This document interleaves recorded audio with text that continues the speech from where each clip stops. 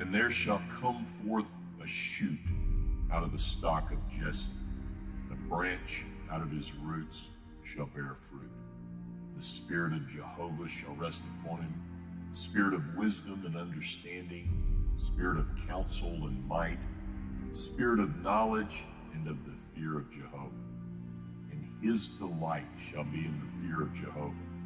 He shall not judge after the sight of his eyes, neither decide after the hearing of his ears. But with righteousness shall he judge the poor, and decide with equity for the meek of the earth. He shall smite the earth with the rod of his mouth, with the breath of his lips shall he slay the wicked. And righteousness shall be the girdle of his waist, and faithfulness the girdle of his loins. The wolf shall dwell with the lamb, the leopard shall lie down with the kid, the calf and the young lion and the fatling together, and a little child shall lead them. And the cow and the bear shall feed, their young ones shall lie down together, and the lion shall eat straw like the ox. The sucking child shall play on the hole of the asp, and the weaned child shall put his hand on the adder's den. They shall not hurt nor destroy in all my holy mountain, for the earth shall be full of the knowledge of Jehovah, as the waters cover the sea. And it shall come to pass in that day that the root of Jesse, that standeth for an ensign of the peoples, unto him shall the nations seek, and his resting place shall be glorious. And it shall come to pass in that day that the Lord will set his hand again the second time to recover the remnant of his people that shall remain from Assyria and from Egypt and from Pathros and from Cush and from Elam and from Shinar and from Hamath and from the islands of the sea. And he will set up an ensign for the nations and will assemble the outcast of Israel and gather together the dispersed of Judah from the four corners of the earth. The envy also of Ephraim shall depart, and they that vex Judah shall be cut off. Ephraim shall not envy Judah, and Judah shall not vex Ephraim. And they shall fly down upon the shoulder of the Philistines on the west. Together shall they despoil the children of the east. They shall put forth their hand upon Edom and Moab. The children of Ammon shall obey them. Jehovah will utterly destroy the tongue of the Egyptian sea, and with his scorching wind will he wave his hand over the river, and will smite it into 7 streams, and cause men to march over dry shod. And there shall be a highway for the remnant of his people that shall remain from Assyria, like as there was for Israel in the day that he came up out of the land of Egypt. In that day you shall say, I will give thanks unto thee, O Jehovah, though thou wast angry with me, and thine anger is turned away, and thou comfortest me. Behold, God is my salvation. I will trust and will not be afraid. For Jehovah, even Jehovah, is my strength and song, and he is become my salvation. Therefore with joy shall ye draw water out of the wells of salvation. And in that day shall you say, give thanks unto Jehovah, call upon his name, declare his doings among the peoples, make mention that his name is exalted, sing unto Jehovah, for he hath done excellent things. Let this be known in all the earth. Cry aloud and shout, thou inhabitant of Zion, for great in the midst of thee is the Holy One of Israel.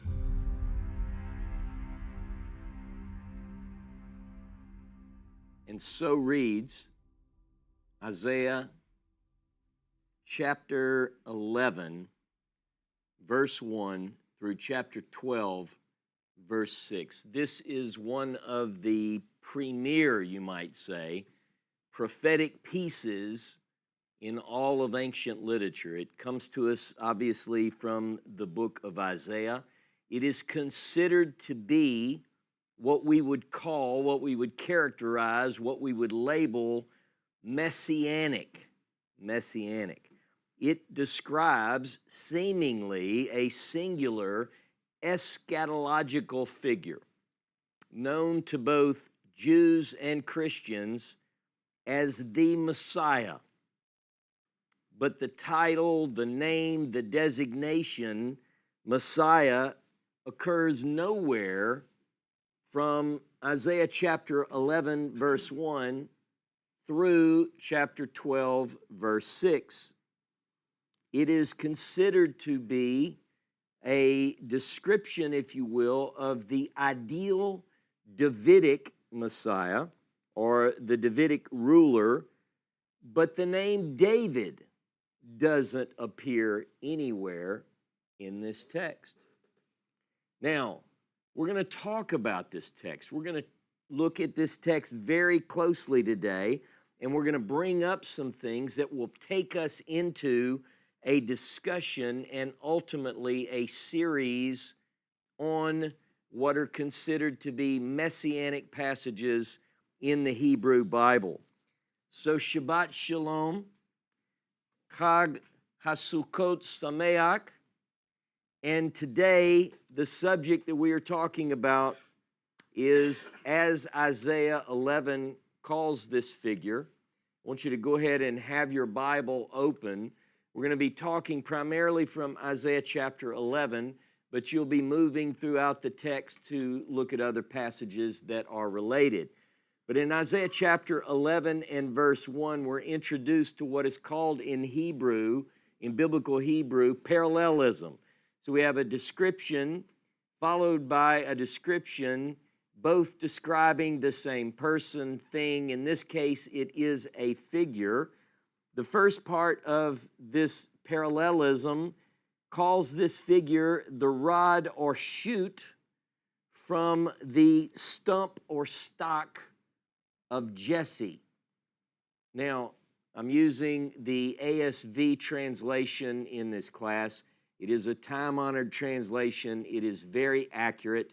It's pretty accurate, let's say, but it does take us to a literal reading of this. We'll get into some specifics where it might not be so precise on the Hebrew, but that comes later.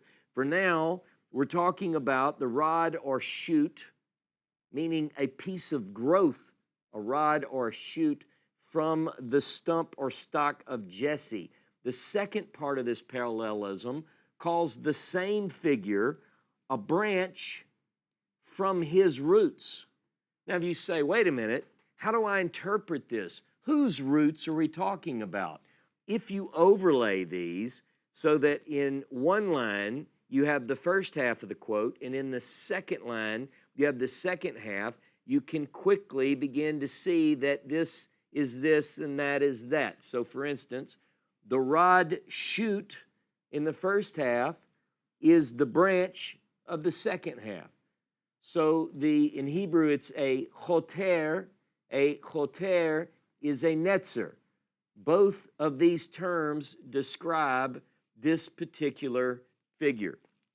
We know that this particular figure, the netzer, the branch, the choter, is from, now notice very carefully, you're going to have certain ideas. Some of us come to this text. In fact, I would probably say that almost everyone of faith who comes to this text believes that they already know either who this is or from whom this person descends. But I want you to be very careful. I want us to think about this. I want us to read it very carefully. Look at this text as if you didn't have the answer written in the column of your beautiful study Bible.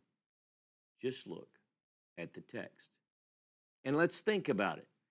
Whoever this is, whoever this branch is, whoever this shoot, this rod is, comes from the stump, the trunk of Jesse, which is David's father. In verse 10 of chapter 11, the same rod or shoot from the stump or stock, the same branch from Jesse's roots. Notice Jesse's roots. In verse 10, this same figure is called the root of Jesse. Not the fruit of Jesse, the root of Jesse. Think about this. The Spirit of Jehovah, we read in Isaiah 11, will rest upon this shoot, branch, root from Jesse. This particular figure has the Spirit of Jehovah, it says, upon them. This person will be a righteous judge. We have texts throughout the Hebrew Bible that talk about judge, righteous judgment, and so forth. This figure, this person, will be a righteous judge. His message, every pronoun in this passage is masculine. His message will possess the power to slay the wicked.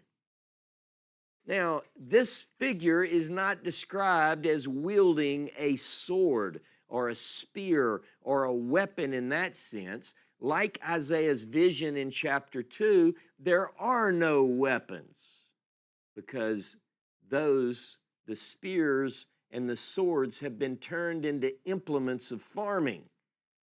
But this person will slay the bad with the words of his mouth, with the breath of his lips. And this seemingly leads to, this message from this one seemingly leads to an era of peace and knowledge. If we read this, and we're going to talk about the details of it in and throughout this class, and in the Zoom call after this class where we dialogue. Those of you who haven't been with us before will see that towards the end of this teaching, there'll be a link in the chat. You need to join us because we're going to go even deeper in the Zoom call. But this particular era of peace that comes in because of the message of this branch, of this shoot from the root of Jesse, once this person's message goes forth, an era of never before has the world seen peace as is described in this passage. Now, if the root of Jesse is indeed the rod, shoot from the trunk or stem or stock, and also if this person is the branch from his roots, and I suggest to you that all three of these describe the same singular figure, then this particular shoot, branch, and root who is standing, according to the text, who is standing for an ensign or a banner of the peoples, a banner of the peoples. This figure says stands, Omed is standing for a banner of or for the peoples. Now, what does that mean? It says in the text that the nations, the people in this particular passage, are going to seek this particular figure. It says the Goyim will seek him, whatever that means. Additionally, same figure, additionally, in an attempt to assemble the outcast of Israel, in an attempt to gather the dispersed of Judah, it says that an ensign, same exact Hebrew word, is lifted to or for the nations. Now, the question that one should have, if within two verses we read that the root of Jesse is the ensign of the peoples, and then after a white space, it digs in and tells us more detail, and then it says that this ensign for the people is lifted. Is there a connection between the two? Could be, maybe. We're just asking questions here. We want the text to speak to us. We want to read the text and allow the text to interpret the text. Why look somewhere else for an understanding if we see within the same text the same words, the same phrases, let's at least play these options out. The assembly and gathering of Israel and Judah, the outcast and the dispersed, it says, is a second time. Is a second time. It's a second reach. It is a second attempt to bring back the outcast and the dispersed of Israel and Judah. The question that obviously should come to mind when we read this is, oh yeah, when was the first? So if there's a second time, there's a first time. So somehow there are two times in which the process whereby the outcast and the dispersed are brought back. Wow. Now, what, if anything, can we determine from this text isolated in and of itself? How much do we have to depend on the language outside of this particular text and perhaps in the rest of the book of Isaiah? And then perhaps within the historical setting, should we then go beyond, not only do we have Isaiah, but remember, in the days of Isaiah, the life and times of Isaiah are told in several different books of the biblical text. Remember, Amos might play in because Amos and Isaiah have a little bit of overlap, at least at the beginning of Isaiah's prophetic career. Because Amos is a prophet, we read, during the days of Uzziah, which happens to be, he even mentions, within 2 years of the earthquake. Well, we happen to know that Isaiah also is a prophet during the days of Uzziah. So maybe we find something in the book of Amos that sheds light on Isaiah chapter 11, verse 1 and 12 through 12, verse 6. Perhaps Hosea has something to say that might shed some light on this, or other contemporary biblical personalities. When do we place the text of Isaiah chapter 11, verse 1 through 12, verse 6? Now, I know some are more fundamental in their approach than others, but hear me out. Do we know for certain that Isaiah 11, verse 1 to 12, verse 6 is contemporary to Amos, the 8th century prophet, the 8th century BCE prophet? Now, if you read the book of Isaiah carefully, critically, if you allow the text, let me say this, if you allow the text to say what it says without over-interpreting, without inserting your ideas that are outside and foreign to the text, if you just read it for what it says and let it speak to you, it will tell you certain passages which are not contemporary to the 8th century BCE. And I'll give you a couple of examples right away. If you read in chapter 13 and 14 of Isaiah, that pushes us to the Babylonian period. And some might say, well, he's a prophet, he's looking forward to the Babylonian period. Well, some would suggest that, but it seems more likely that these texts are collected in with other texts which do reflect the 8th century BCE. We've pointed out that chapters 40 through 66 seem to be beyond the 8th century BCE. In fact, the only historical personality that is mentioned in Isaiah 40 through 66 is a Persian ruler by the name of Koresh, Cyrus, and God calls him in Isaiah 45 his anointed one.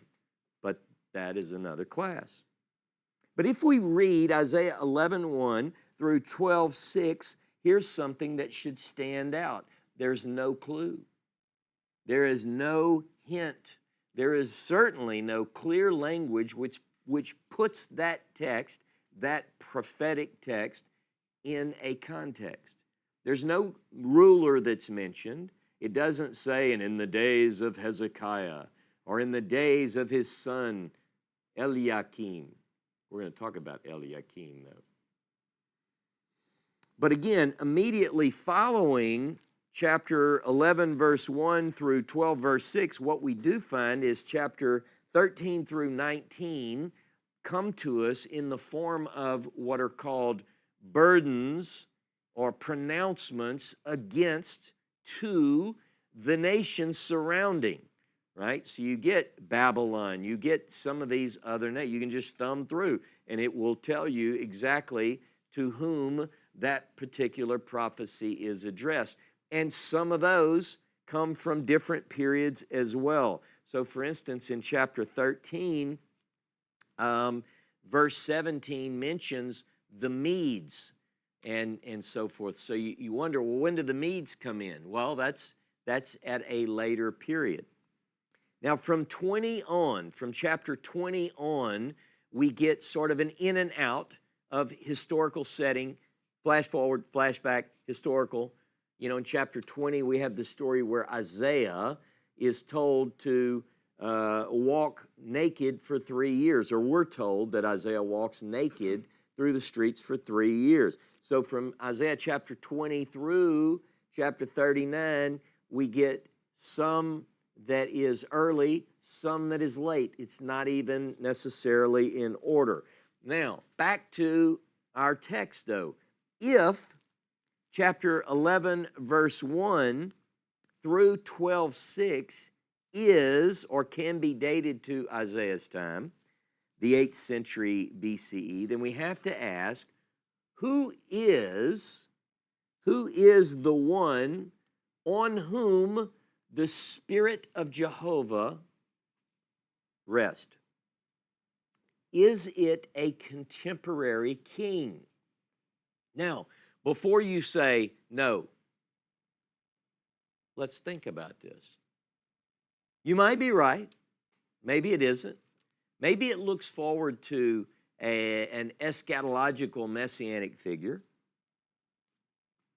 Or maybe it's someone that Isaiah anticipated would be born in his day. This particular passage, again, the shoot or the rod from the stem or stump of Jesse, the branch which will grow from his roots, the root of Jesse, is often, quite often, in fact, most often, associated with a descendant of David, the celebrated king, the son of Jesse. But is that what we're looking at here? Is this describing a righteous king of the Davidic dynasty? I want you to look with me this morning to Isaiah chapter 16 and verse 5. Isaiah 16 and verse 5. And a throne shall be established in loving kindness, and one shall sit thereon in truth. In the tent of David, judging and seeking justice, and swift to do righteousness. Now, if this, Isaiah 16:5, if it is speaking of a king that is coming, a throne that is yet to be manifested, which is, as it puts it in Chesed, a throne will be established. The translation says loving kindness. This is the ASV. That's how I translate Chesed. I think Chesed is long-lasting love. Loving kindness is an excellent way to translate it. So the throne that's established is in Chesed. Now, in truth, it says, in Emet, in the tent of David. And those of you who are listening to this live or at this time of the year, we are presently in the festival of Sukkot. Now, this particular passage talks about the Ohel David, the tent of David. It's not really about a sukkah, but there is another passage about David that mentions sukkah. But I want to touch on this one other thing. In the tent of David, the idea seems to be most naturally understood that the writer, presumably Isaiah, is telling us that this throne that will be established, it has to do with the Davidic dynasty. It's in his tent. Like, it's not someone else's tent, it's in David's tent. Now, let's look at this other passage. I want you to go with me to the book of Amos. Amos is a contemporary. We're going to go to Amos chapter 9, verse 11. And it says, "And in that day will I raise up the tabernacle of David," Suchat David, the sukkah of David. Now in Hebrew, when you hear Suchat, it means the sukkah of. So in days to come, in that day, I will raise up the tabernacle of David, the sukkah that's fallen, and close up the breaches thereof, and I will raise up its ruins and build it as in the days of old, that they may possess the remnant of Edom, etc. Now, let me just touch on this. Here's the question that we should have. If we read Isaiah 16:5, if we read Amos chapter 9:11, we have to ask ourselves, are these prophets who live and work and prophesy at the same time, are they looking beyond the option of the day? And are they seeing a yet to be manifest king of the line of David? That's the question. Is it someone in their day? But remember, these two overlap. Now, I have a hard time imagining that Amos and Isaiah, that Amos chapter 9, verse 11, and Isaiah 16:5 are describing a contemporary king. We do have in their day, particularly where they overlap, we have Uzziah, and then we don't know that Amos prophesies into the days of Yotam, Achaz, Hezekiah, because it simply says at the opening of Amos that he prophesied in a very tight window. But he does look forward to a restoration of the Davidic house, or that prophecy in chapter 9 comes from a time when the Davidic house needs to be restored. Does that make sense? So if you read and it says, "And at that time I will cause the tent of David to stand up and repair it," if you said that in the days where they still had Uzziah, Yotam, Achaz, Hezekiah, and got back to them, the kings would probably be like, "What do you mean restore the, hello, I'm right here, I'm in the room, I hear you." So is it talking about someone, a king beyond, from the time where kings reign, or is it put in at a time once the Davidic house is seemingly no more? Same question applies to Isaiah. Is this something which Isaiah, remember in Isaiah's day, the kingdom is not cut off. Now it is cut off at some point later. We're going to get into this in this new exciting series I'm talking about. But at this point, during the days of Isaiah, in fact, Hezekiah is a godly king. From everything we read, Hezekiah is one of the greatest kings, perhaps only, underline, perhaps only bettered in behavior by Josiah, who would come 100 years later. So my question becomes, if I read a text that's written, such as Isaiah 11, 1 through 12, 6, is the writer, if the writer is in that time, is this written at a time, say, in the reign, and I'm just speculating here, say in the time of Uzziah, and it's looking forward to a righteous king? Well, we don't read a lot about Yotam. Achaz is certainly not the righteous king that anyone would expect and say, yay, here he is. Hezekiah, maybe, all right? In fact, there's much to be said about how righteous Hezekiah is.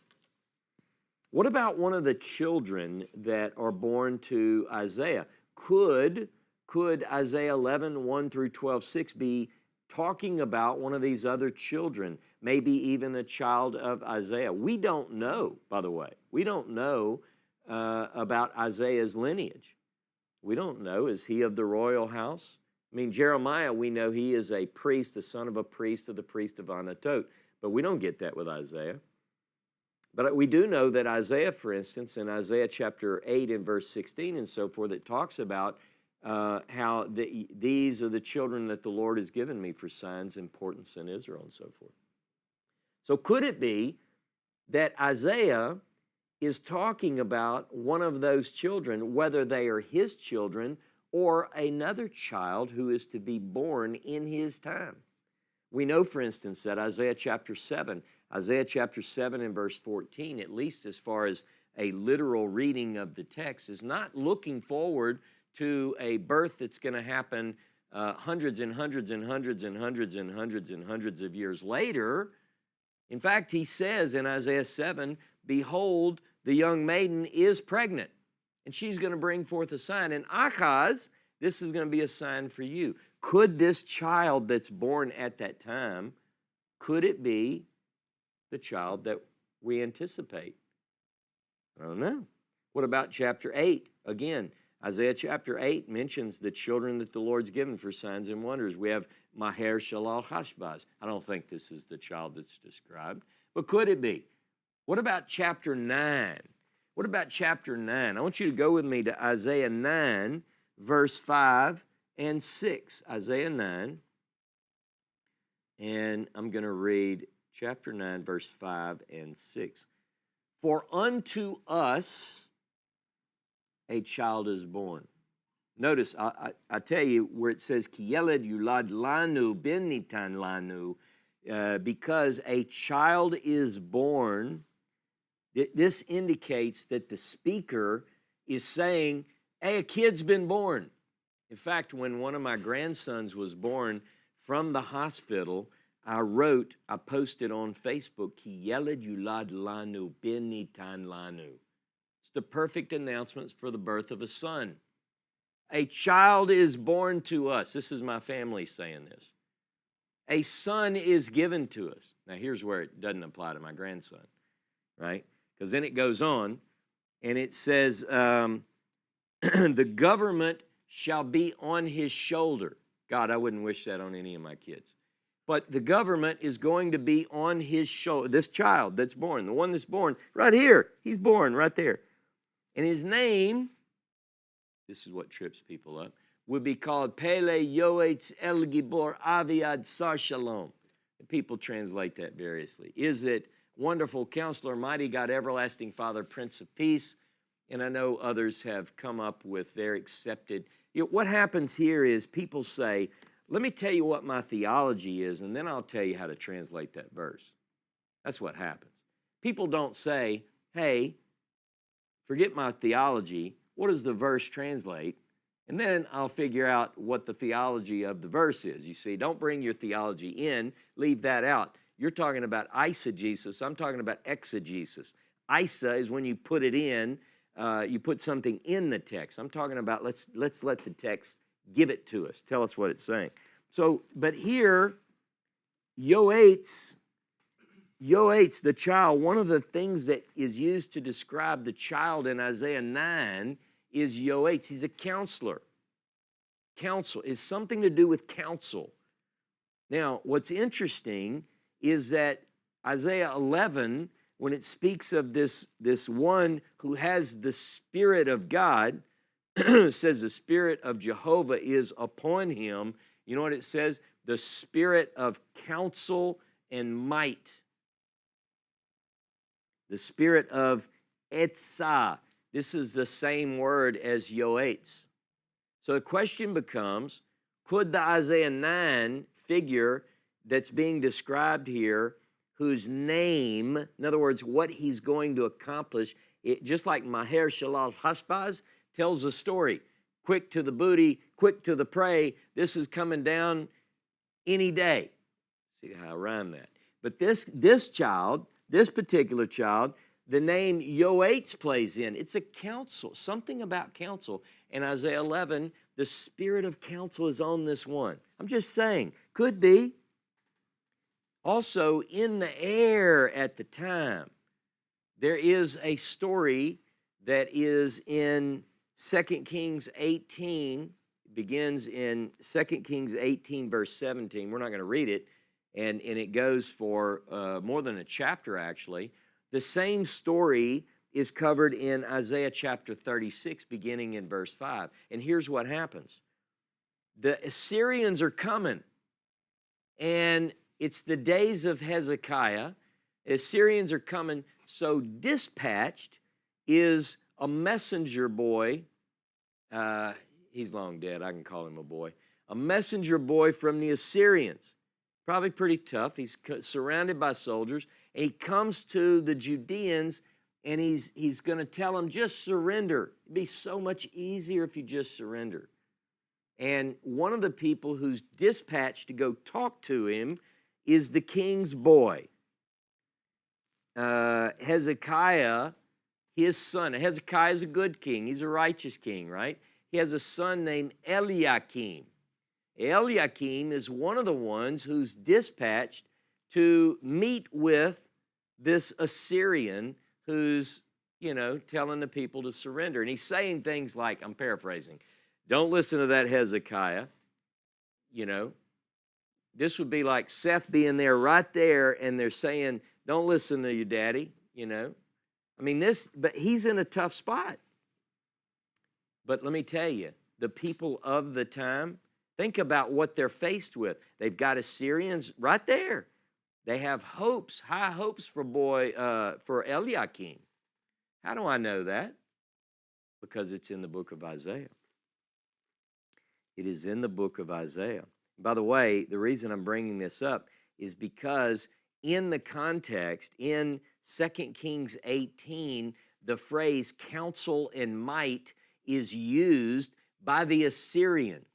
So here we've got the Assyrian presenting the counsel and might, and the prophetic image is, there's a different counsel and might. The counsel and might you, Judeans, need to trust in is the one on whom the Spirit of Jehovah rests, because that is the counsel and might, not this Assyrian that's at the gate. So, but how do I know that in Isaiah's day that there was high hopes for Eliakim?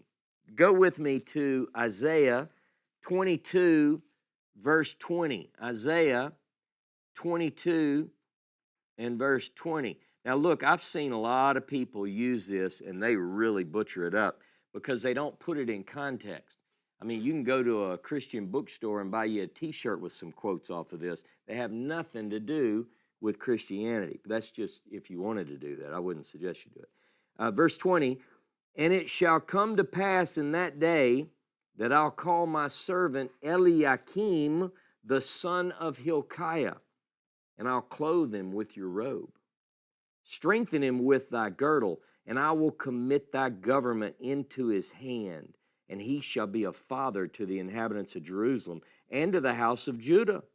And the key of the house of David will I lay upon his shoulder, and he shall open and none shall shut, and he shall shut and none shall open. And I will fasten him as a nail in a sure place. He shall be for a throne of glory to his father's house. And they shall hang upon him all the glory of his father's house, the offspring and the issue, every small vessel from the cups even to all the flagons. In that day, saith Jehovah of hosts, shall the nail that was fastened in a sure place give way, and it shall be hewn down and fall, and the burden that is upon it shall be cut off, for Jehovah has spoken it. What is that talking about? Well, I can tell you part of it is pretty obvious. The government, the key of the house of David, is passed to Eliakim. Now, it is interesting to me that in Isaiah 11, it talks about one who is expected to have the government upon his shoulder. That particular phrase is the precise phrase if Isaiah 11, 1 through 12, 6 is in the days of the 8th century BCE. The language seems to connect these two. It's worth considering as we work through. Isaiah 9:5, the government's on his shoulder. Isaiah 22:22, the kingdom, the key of the house of David is upon his shoulder. But listen, Hezekiah, as great as he was, and Eliakim, however great he turned out, did not achieve what Isaiah 11:1 through 12:6 described as this particular person achieving.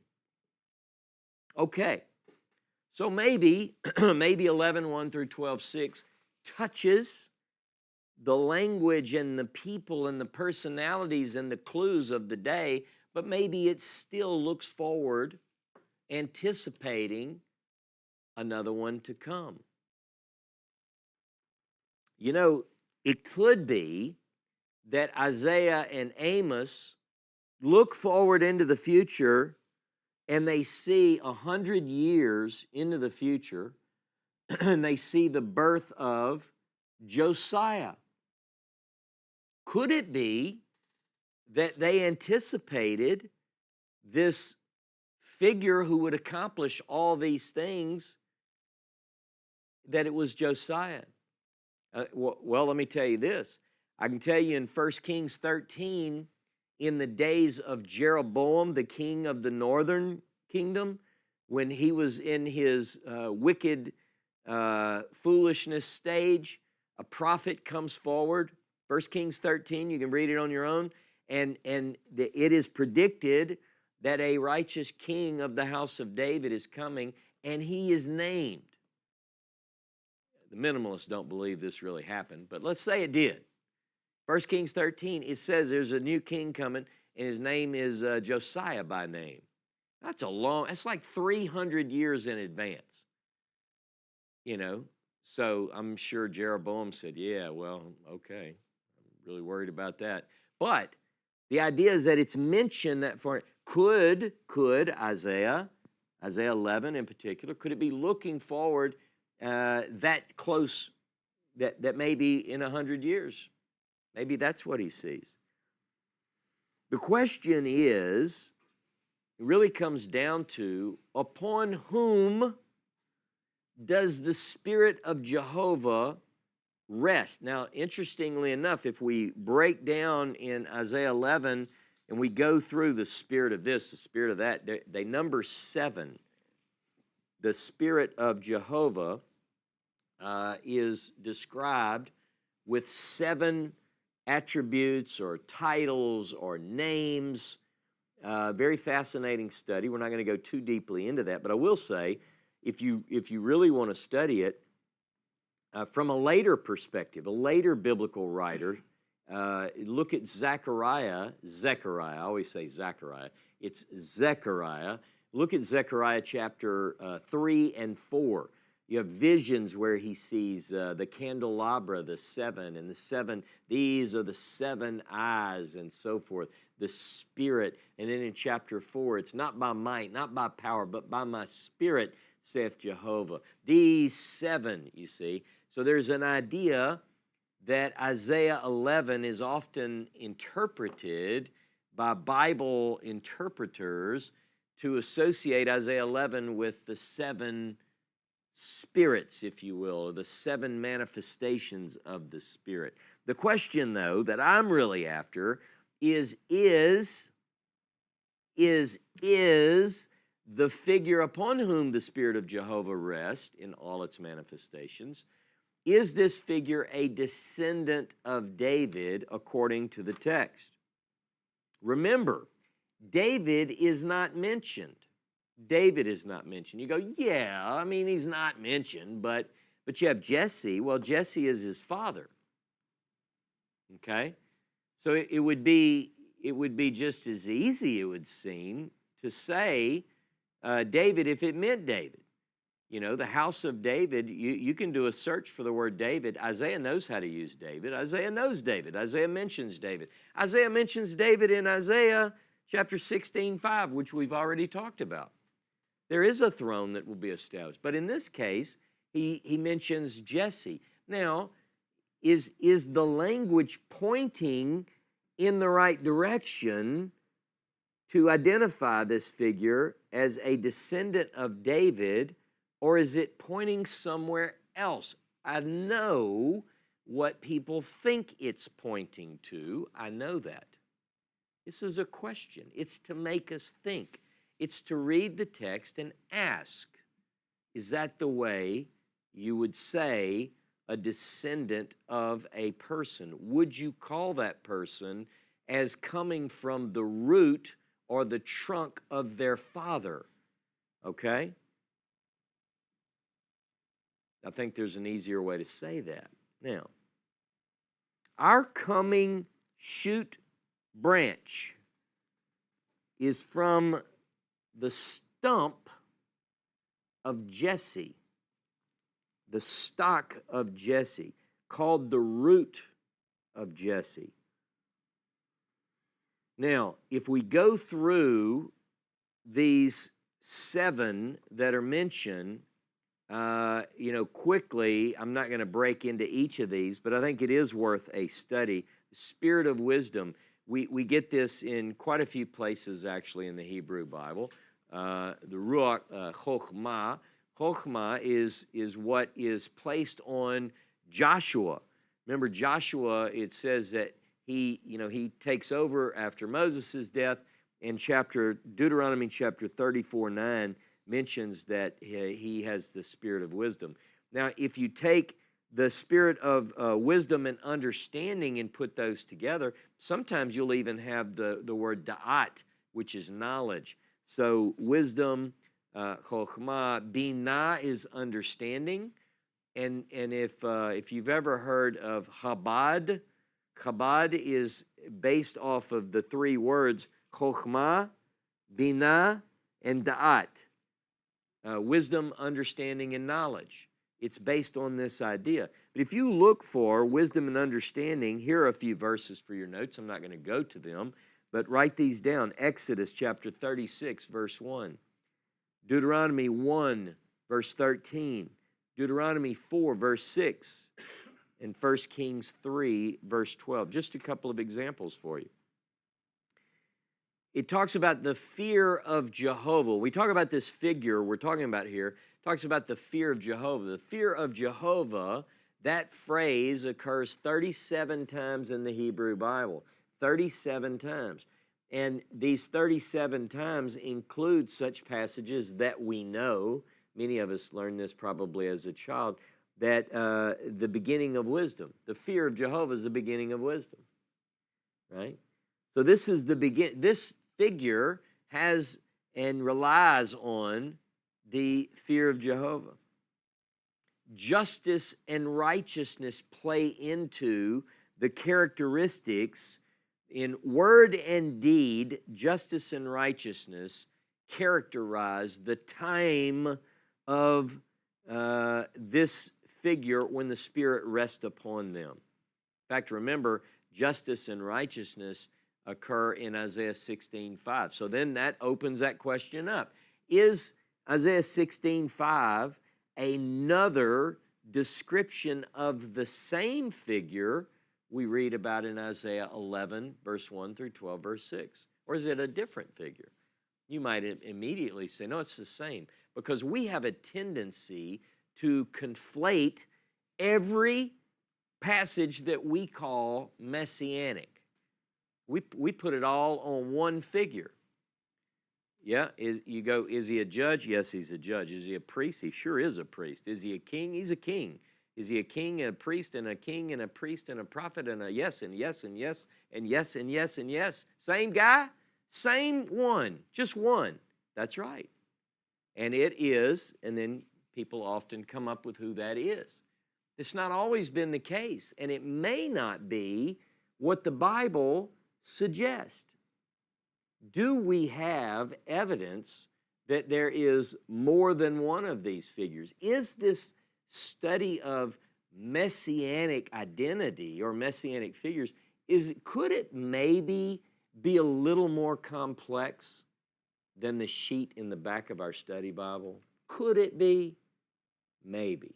Have the people who put those sheets together, and I'm not just making fun of that, but could it be that perhaps some of these people didn't really study the context in which these verses are written? By the way, I'm going to answer that for you. Yes, that's true. They didn't. Isaiah 11 depicts a rod, a shoot from the stump or stock of Jesse, a branch from his roots. Whose roots? Jesse's roots. Jesse's roots.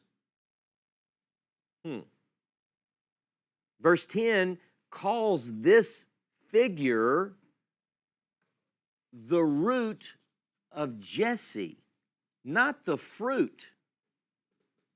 Not the fruit. Now you might say, well, you're reading too much into it. Maybe. By the time of the end of the kingdom of Judah, we start to see another idea presented. And this is one of the things I will develop very clearly over the process of this series that we're going to be talking about these kind of things. Something changes.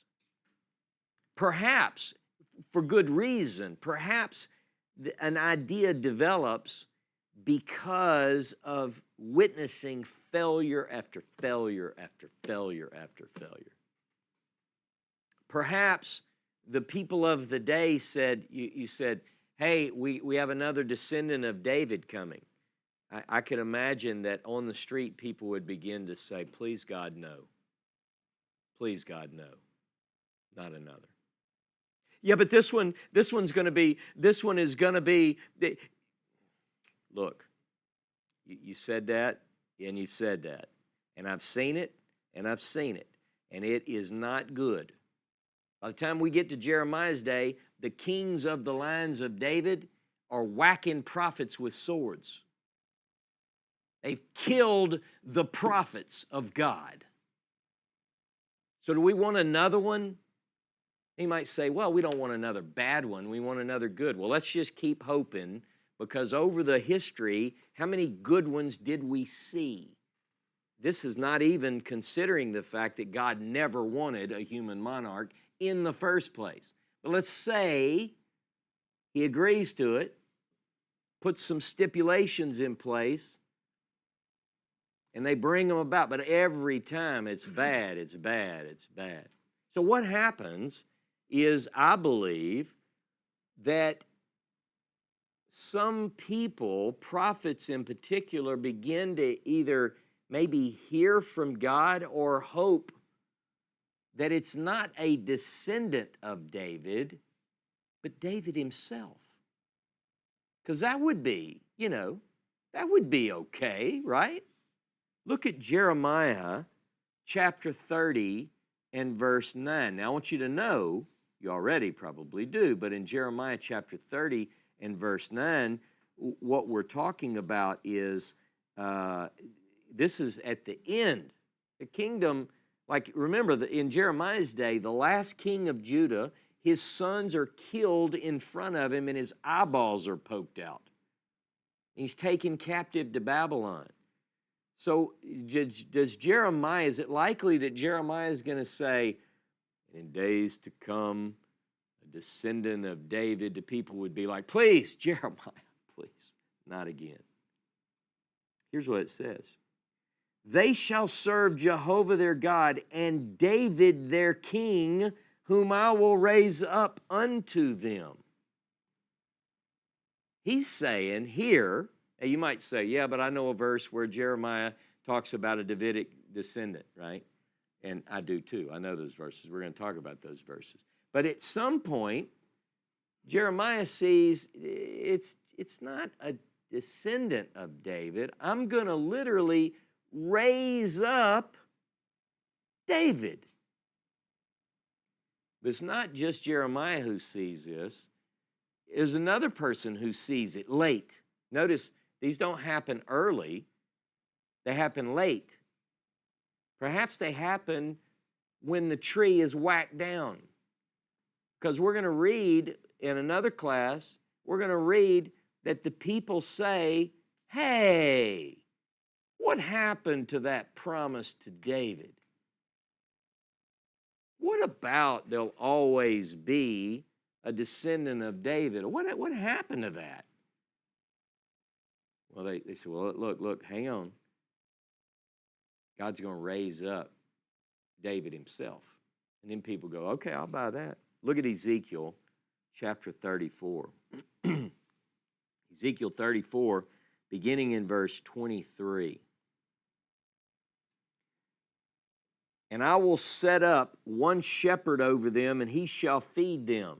Even my servant David, he shall feed them, and he shall be their shepherd. And I, Jehovah, will be their God. And my servant David, prince among them, I, Jehovah, have spoken it. And you know what a lot of study Bibles or a lot of theologians will do? They'll say, this is the Messiah. Is it?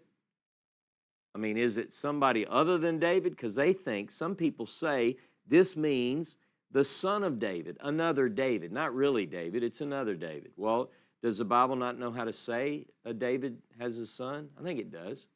Now, let's look at Ezekiel 37. By the way, remember, these are late. Ezekiel 37, verse 24. And my servant David, Ezekiel 37, 24, my servant David shall be king over them, and they all shall have one shepherd.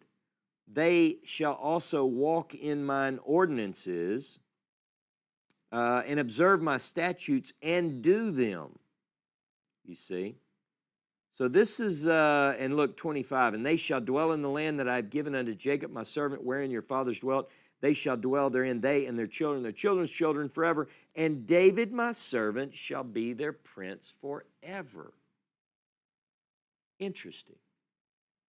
Now, could it be that these prophets looked forward to, in many passages, we do seem to look forward to a king of the line of David, a descendant of David, the Davidic dynasty. But we have to ask ourselves, at the end, when the prophets looked forward, a couple of different things manifested before their eyes. To some, in some prophecies, they saw David himself, not a son of David, David himself. Hosea 3:5 is another example, but we're going to go there later.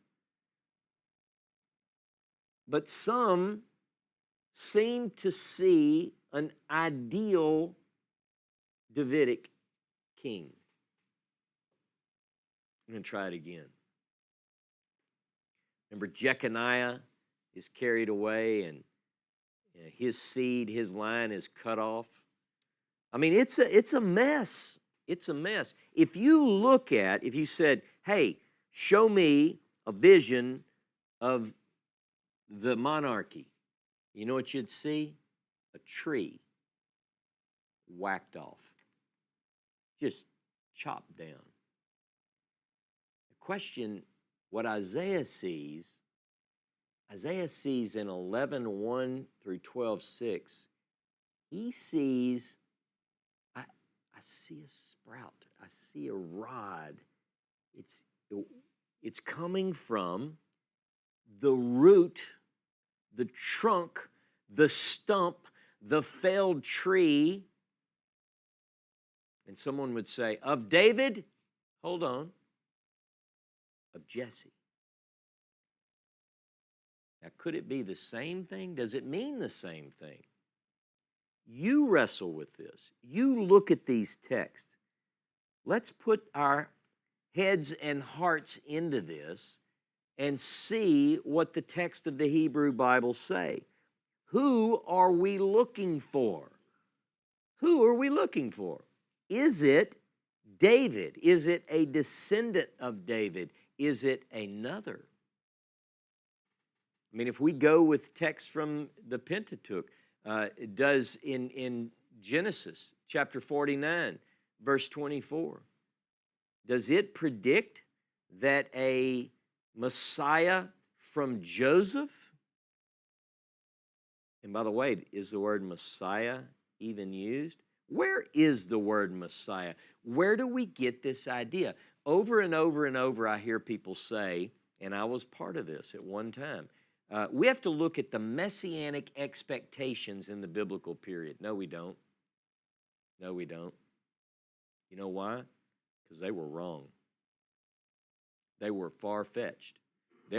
We have messianic ideas in all sorts of period pieces. We have messianic ideas in the Talmud. Read, you can pick what you want. Is the Messiah going to be from the dead? Is he going to be from the living? Is it going to be this person? Is it going to be this person? Hillel says there's not going to be a Messiah because everything that was messianic, I'm paraphrasing, every prophecy about the Messiah was fulfilled by, guess who? Hezekiah. That's what Hillel said. Now, we have other people. We had Akiva who named Bar Kokhba the Messiah. Why did he do that? And what is Bar Kokhba? What is that? Bar Koseba? What does that even mean? Who said we're looking for a Messiah? And whose son will he be? Is he going to be the son of David? If so, is Psalm 110 a messianic psalm? Let me do air quotes. Messianic psalm. And does David call this figure Lord? David calls him Lord? Beginning next week, a survey of the text of the Tanakh considered messianic begins. Isaiah, Jeremiah, Ezekiel, Hosea, Joel, Amos, Nahum, Micah. What do all these books say? What are we looking for? Is it David? Is it a son of David? Is it another? But for now, if you're with me right now, watching live, if you're watching me right now, join me in the Zoom. You know what? I have one more thing that I forgot. You get a bonus. I'm going to put 3 texts side by side. See, I'm going to throw a curveball. Look how quick that was. I forgot that Seth came up with a way to present this. Whenever we study these prophetic texts, what we have to be able to do is to look at side by side various things. Like if you look at Isaiah 11, verses 6 through 9, and you compare that with Isaiah 65, verse 25, notice the bolded text. What you see is we have similar language.